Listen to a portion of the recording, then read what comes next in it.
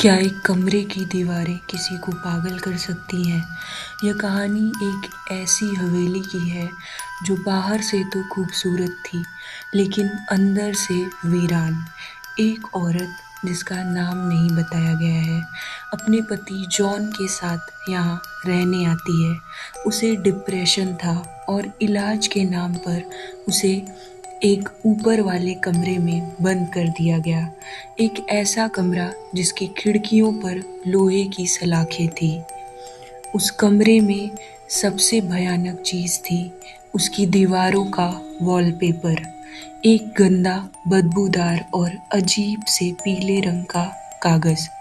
उसका डिज़ाइन ऐसा था जैसे कोई आत्महत्या कर रही हुई आत्माओं की आंखें आपको घूर रही हो।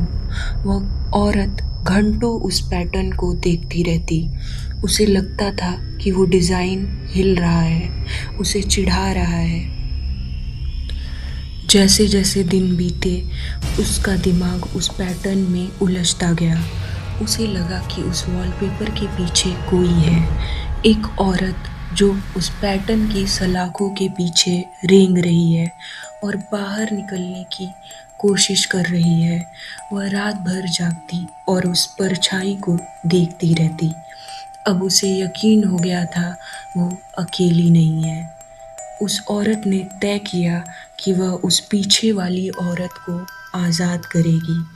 उसने अपने नाखूनों से वॉलपेपर को नोचना शुरू कर दिया। वो पागलों की तरह दीवार से वॉलपेपर को नोचने लगी, हंसती रही और रोती रही। पूरा कमरा फटे हुए पीले कागजों से भर गया।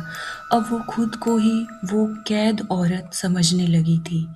जब उसका पति जॉन दरवाज़ा तोड़कर अंदर आया तो नज़ारा देखकर उसकी रूह कांप गई। उसकी पत्नी अब इंसान की तरह नहीं, बल्कि किसी जानवर की तरह चारों हाथ पैरों पर दीवार के किनारे किनारे रेंग रही थी। उसने अपने पति को देखा और अजीब सी हंसी के साथ कहा, देखो, मैं बाहर आ गई। अब तुम मुझे वापस अंदर नहीं डाल सकते। और जॉन वो डर के मारे वहीं बेहोश हो गया।